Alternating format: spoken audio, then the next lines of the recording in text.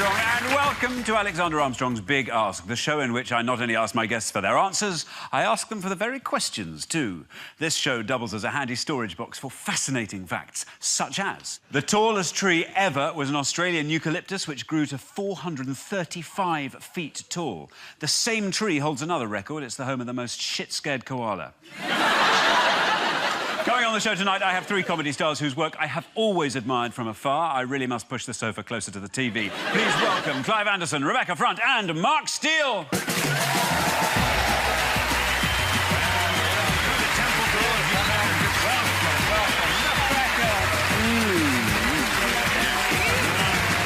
to have you here. Thanks so much for coming. Well, now. Welcome. Rebecca, you've been playing a politician these last few times I've seen you.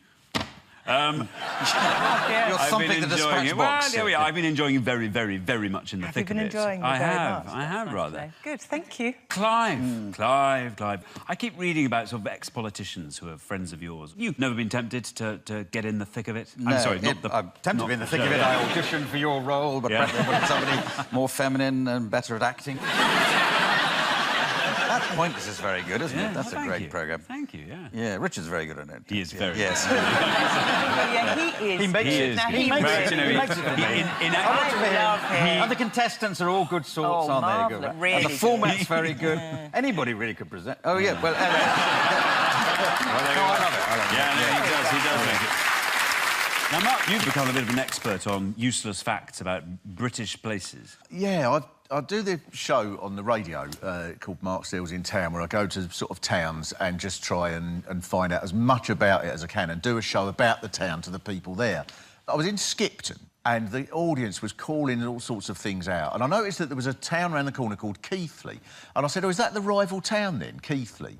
And it just went chillingly quiet, and this one woman went, Keighley is a sink of evil. Oh, thanks very much. Well, listen, it is time now to unleash round one. I have picked a category for each of you. All you have to do is concoct a question that will flummox your fellow guests. And the first person to go is Clive, and the category you have chosen for you is a royal one. The most famous king to have actually died on the throne. Yes, it is Elvis. I actually have a tattoo of the king on my back.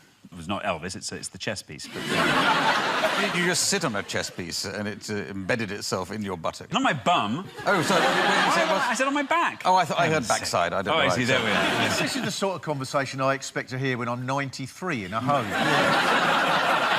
I've got the king on me back, up your arse, no. Elvis, no, he's dead, is he? So, Clive, what's your question going to be? Now, when Elvis Presley was at the height of his power, he had a part-time job for which he was uniquely unqualified. What was it? Oh, very We're good. talking about 1970, that sort of time. Oh, right. In your life story, Yes. which phase of the Elvis life do you think you're in at the moment? Are you in, is it Vegas, Clive Anderson? I'm not sure I really mapped my life against Elvis Presley. Oh, come on, I know. I've seen you in a cape with your rhinestones. No, you haven't. Well, at least you weren't supposed to. I was hiding in that bush for completely different purposes. No, I think I'm virtually at the groaning and moaning on the lavatory phase of Elvis Presley's life. That's roughly where I am. OK. Now, Mark, have you got an answer to this? I think the clue was uniquely unqualified. I think he was a nutritionist. Rebecca. I went for Hotel Porter, because I was thinking down at the end of Lonely Street.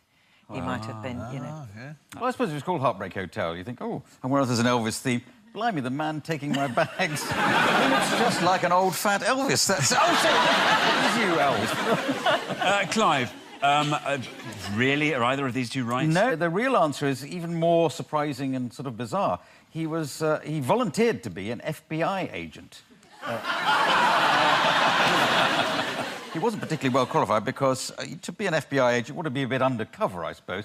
And since he was one of the most famous men in the world, he wouldn't be able to do it. But he wrote to Richard Nixon, wrote a long handwritten letter and had a meeting with Richard Nixon, gave Nixon a present, bizarrely, which was a Colt 45 gun, to sort of encourage the whole idea, and he was duly appointed as... one of those rare bad decisions Nixon ever made. Yes, in his war on drugs, Nixon employed Elvis as a federal at-large. Really, it was the at-large bit, I think, that Elvis really excelled at there, wasn't it? Anyway, listen, while we're on the subject of American music, I'm going to speak to Mr. Rory McGrath, if he's there. Rory, how are you dressed up as well? I'm quite nervous because this is the first time I've done one of these things with all my clothes on. He actually hasn't got any trousers on, so if he goes Yes, I'm going to have to go back to what I was doing before you came online, yeah. You're a massive fan of American music, aren't you? Ever since I've been a little boy, I wanted to be an ageing rock star. 20 years ago, I started my own band. It was actually a blues band, which we called Blue, because we like to keep things simple. And that sort of morphed into a reggae band, which we called Reg. And then it became a country band, and we couldn't think of a name, really, so... But country music is somehow particularly suited to comedians, isn't it? Well, I think it's good because it's lyric-led. You can actually make verbal jokes. It's something particularly un-English. I think the Americans do it much better because Americans can manage to do sincerity and insincerity at exactly the same time. I've written an all-purpose country song which combines all the elements of country music. Can you see the guitar in shot, by the way? Not quite, no. Good, because somebody else is playing it. Things have not been easy down along the years. Guess you could say I've had a tough old life. A one-eyed 17-year-old rent boy from Algiers ran off with my ever-loving wife. Both my kids got killed in a plane crash. My dog got hit by a tram. I've got no job and I've got no dough and I lost my balls in Vietnam. I spend all day taking smack, drinking beer, lying on my back, playing my Xbox and watching porn, eating pizzas and smoking crack. Thank you very much indeed. Wonderful. Thank you. Fantastic. Rory McGrath, ladies and gentlemen. Yeah. Wonderful. Wonderful. Well, back to the show. Clive, your question was, what was Elvis Presley's unlikely part-time job? And as we have learnt, they put the wolf in charge of the henhouse and made him an FBI drugs enforcement agent. So thank you very much indeed to Clive. You take away 10 points from that. Very well done. Very well done indeed. So, Rebecca. Yeah, now, listen, I've decided that you go from strength to strength. You are the cat that has got to the cream. So for you, the category is going to be dairy products. There we are. There's a cow asking for a happy ending there. Yes. Now, Rebecca, what is your question going to be on dairy products? OK, my question is, what would you do with a groaning cheese? Groaning cheese. Would you let it host Strictly Come Dancing? You're what would angling you for do? his job, aren't you? Not long now. There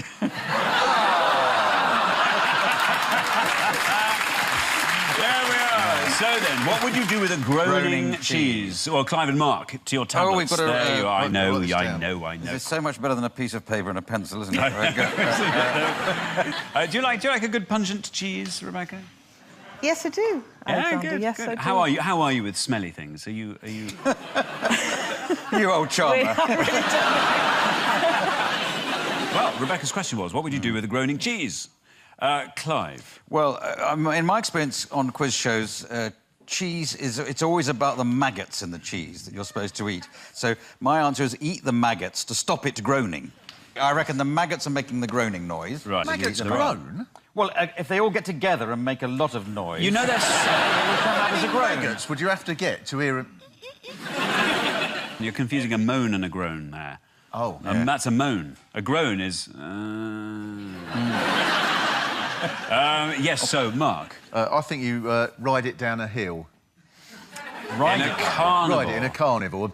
Are either of these people right, though? That's the thing. No, they're not. What you'd actually do with a groaning cheese is you'd pass a baby through it. Pass the baby through it? Yes. Is it soft cheese?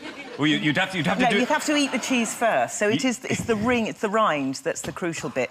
When You eat the cheese You'd have and to do it. pass the baby through it. No, no, no. You'd have to do it very carefully.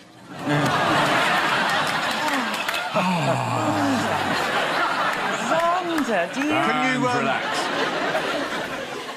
When a woman got pregnant, she would make a cheese, and the cheese would ripen for the 9 months of the pregnancy. And when the baby was born safely, you would then celebrate by getting your friends and family around. You'd eat the cheese, and when you've just got the rind left, you pass the baby through the rind for good luck.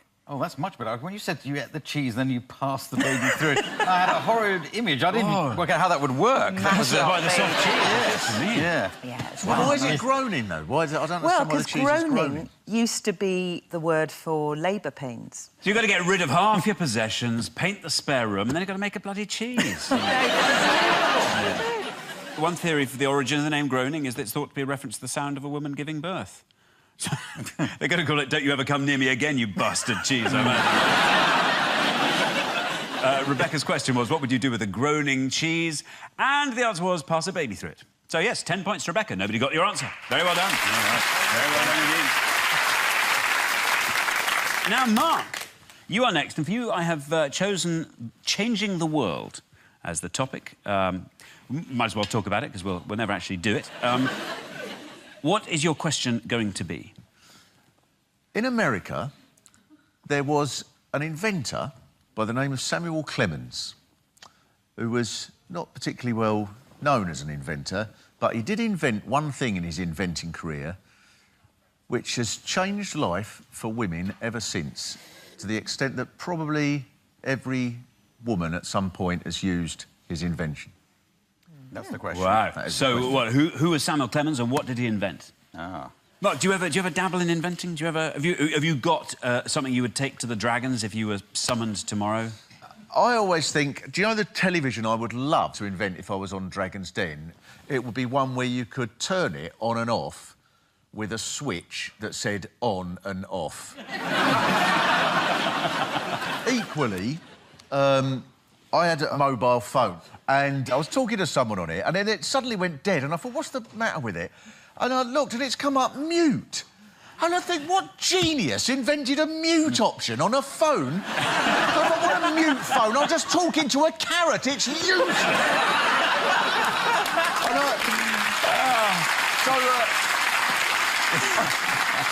This is like a special edition of Grumpy Old Men. Isn't it? Just before they come round with our medicines and some soup. Mark asked, who was Samuel Clemens and what was his invention which every woman uses all the time? Rebecca, I'm going to come to you first. Well, I thought, when you said Samuel Clemens, I thought, wasn't he Mark Twain? He was indeed, yes. That ruined your answer. So then I thought maybe he invented, I don't know, steamboats or whittling. Used by women daily. You see my problem? And I thought maybe bra. That was the only thing I could think of that was specific to women. And Clive, what have you got? So I think I've got this right. Yes. But disappointingly, it turns out it's either right and Rebecca's got the same answer, or we're both wrong. So it's Mark Twain I was confident of, and I put bra down. That is almost exactly the right answer, except it's the little hook at the back that that causes so many problems for 17-year-old boys. those hooks and eye things are on lots of different garments. So did he specifically invent it for a bra? Well, he specifically said he invented it when his wife came in and found him with a bra. And he said, I just invented this. So, Mark, the question you asked was, who was Samuel Clemens and what was his invention that is used by women every day? And the answer was the bra strap clasp. So well done, Clive and Rebecca, for getting that right. That's 5 points each. Brilliant. That's it for part one. See you after the break.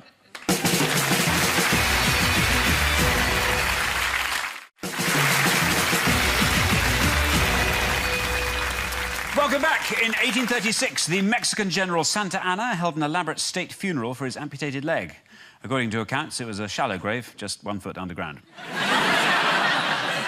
Now, time for our next round, which is Ask a Celebrity. In this round, the panel get to ask a celebrity anything they want, with the added bonus that the celebrity isn't in the room. OK, here we go. Blonde Bond. Here he is, Daniel Craig. Oh, look at him. Brilliant reaction. I'll say, do you want to fight? Next, Mr. Posh, David Beckham. I hear you earn a packet, but do we have to look at it? Picky Dragon, Deborah Meaden. Oh, right. She's a bit like the Dragon's Den in here. If you are really a successful, hugely wealthy businesswoman, why are you so perpetually miserable?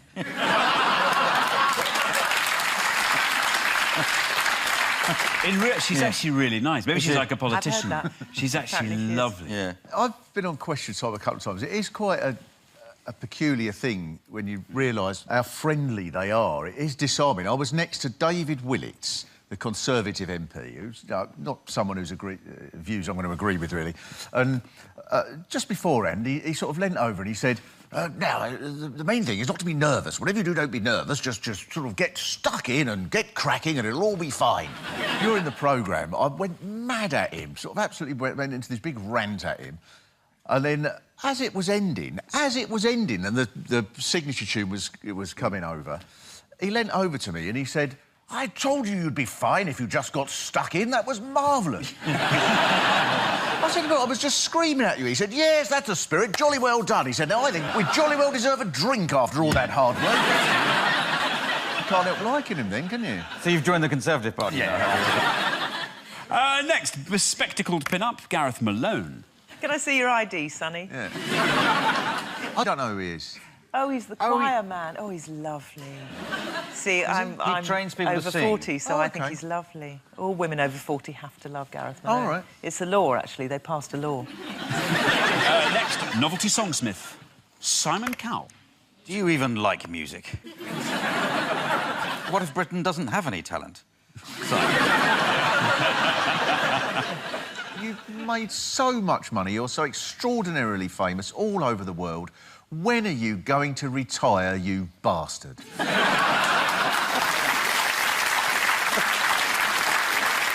Well played, everyone. A fabulous round, but I think the clear winner of that is, of course, Mr. Clive Anderson. Oh, very well done. Brilliant, very good indeed. Now, our next round is inspired by an object I have found in the Armstrong collection, something so extraordinary it will make you question everything you thought you knew about patisserie. Steady your stomachs and behold. Look at this. Ooh. Look. There we are. Yes, it is an arm anatomically correctly made out of cake. Probably not the most sensitive birthday cake to send over to Abu Hamza, but there we are. So, yes, inspired by this bakery horror, I have chosen for you the category of bodies. So I'd like a question from each of you, and I will choose my favourite question. Now, I'm going to come to you first, Clive. OK, this is the question. How might you bake a loaf with your hair? How might you Bake a loaf with your hair. bake a loaf with your hair? Yeah. Why are you acting surprised every time I ask you a question? You're in charge of the whole programme. Yeah, I know. Yeah. I'm also thinking why, but there we are. How? Let's deal with Why? the hows first, but yes. Well, why? OK, there we Why are. might you bake a loaf with your hair? OK, very good. And I'm going to come to you, Rebecca. What is your question on the subject of bodies? My question about bodies is, in matters sexual, why does size matter? OK, very good. Mark. What is the coldest way of disposing of a dead body? Oh. Yeah, it's a question that just pops up all the time in conversation. The coldest way to dispose of a dead body, the size matters thing, and then the baking hair. I'm afraid I'm drawn to that. I'm drawn, as always, to the hair there. Yes. Yes, I think I'm going to go with your hairy baking question, I think, OK. Clive. So, Rebecca, quickly, then why? Why size matter? Why does it? Why does it matter? You're slightly going to regret asking, actually, because it's not the size of the member, which I've no doubt you were thinking. It's actually something even more repellent than... Not that that would be repellent. That would be I'm just lovely. picturing Eric Pickles.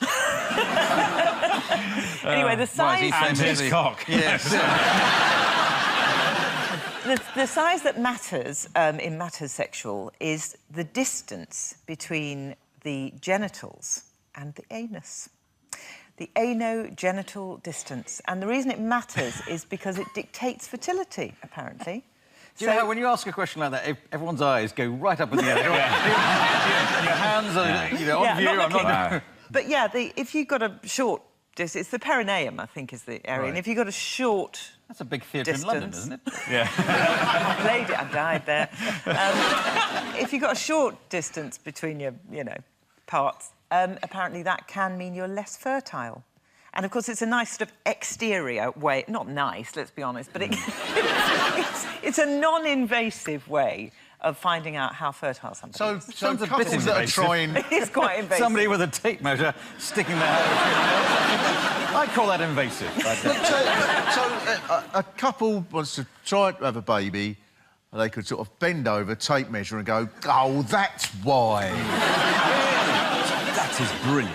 Mark, I'm going to move swiftly on to yours. What is the coldest way of getting rid of a body? Was that How right? am I going to compete with that? The coldest temperature at which a corpse can be disposed of is minus 196 degrees centigrade. And there is a company that has come up with this method whereby they freeze a corpse in liquid nitrogen and they then sort of put it in a vacuum and reheat it a little bit. And then they use magnets on it to draw out all the metal from a corpse. Is this a Heston Blumenthal recipe? Very well done. Clive, you have asked, why might you bake a loaf of your hair? Yes. It's got an intriguing feel to it, but I think that thing about the perineum is going to live with me. You're going straight The to the thing you've tape got to measure when you bear, get but home. just bear this in mind, and this is a tip to you as an older man to you, those sort of metal tape measures, if you're thinking about using one of those, they do sometimes go back in. They could take a bit of you with them, so just be careful. You haven't done any baking with hair, incidentally, have you? I haven't. No, this is... It's an old practice, I'm guessing, yes. Yes. Well, would be in your case. Well, Alexander, now let me see. Rebecca, have you got an answer to this question? All I've thought is that it's a plaited loaf. Plaited loaf, Therefore, but that's not a reason why you would do it. I really cannot fathom why you would want to do that. It seems to me utterly stupid. Yeah. And I'm cross. OK. Mark, why might you bake a loaf of your hair? Is an ideal replacement for yeast. And therefore, if you run out of yeast, the hair helps the loaf to rise. You say with such confidence. It's completely convincing, that. I bet it's true. This is hair-raising, is what you're saying. What is the real answer? This is a method for making a wig.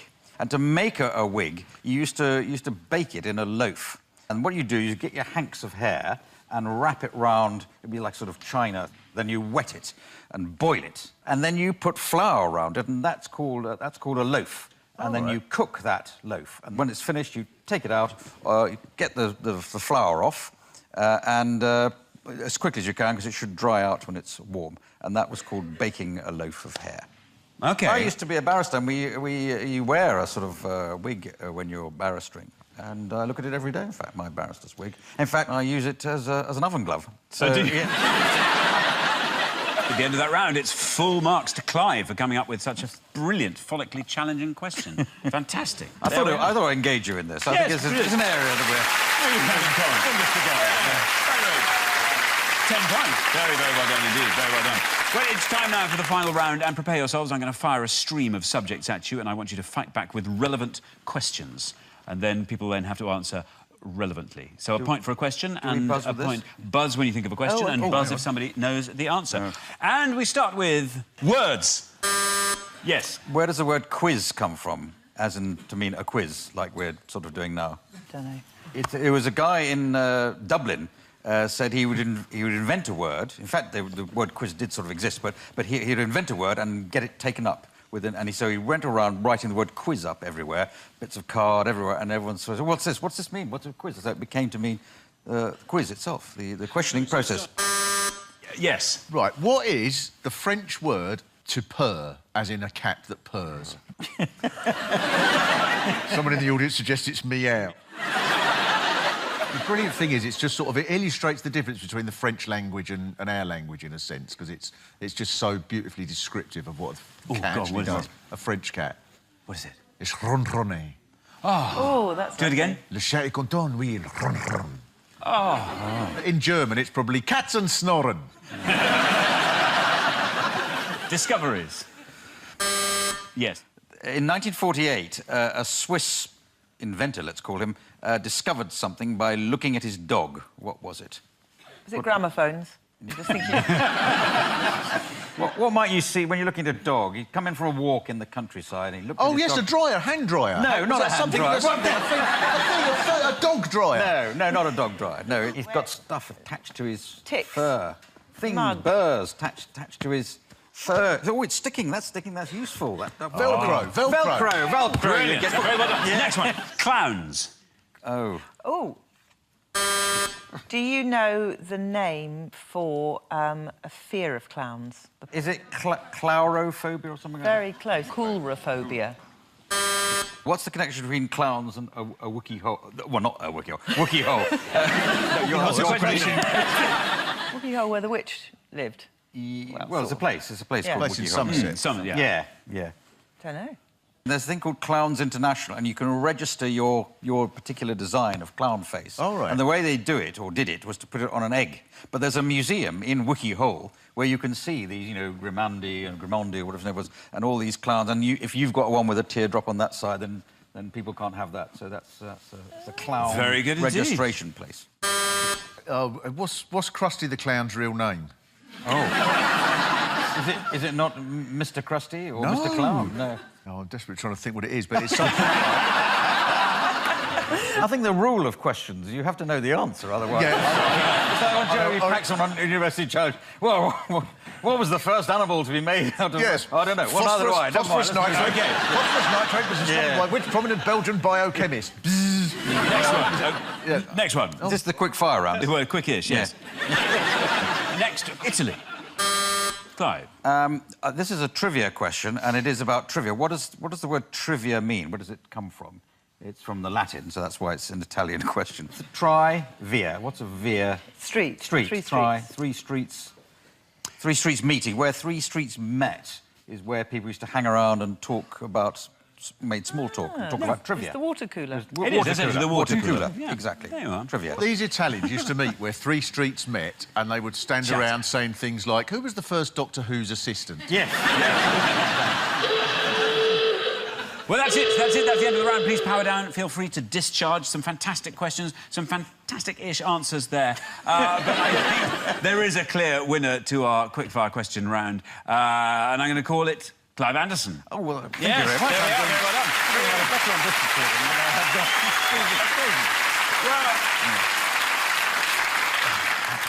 Very well done indeed, Clive. In fact, you are the winner of the show. I would like the winner, fantastic. Clive, to accept this badge that was sent to me over 3 decades ago by the Blue Peter production team for thanking me for a poem I sent in about worms. So there we are, and I'm going to hand Your that Blue over. Peter badge? Yes, yes. I can't accept it. You must. There we are. Oh, thank you so much. I'll give you a photocopy of the accompanying letter from Biddy Baxter, if you like. This Blue Peter badge doesn't belong to me. Yeah, it no, belongs to you. well, It belongs you to know. the whole team. It belongs to all of us. That only leaves me to say many, many thanks and good night to Clive Anderson, Mark Steele and Rebecca Front. I'll leave you with this little gem. The average human being passes wind 14 times a day. So if you want to cheer yourself up, just remember the Queen is a human being. Good night.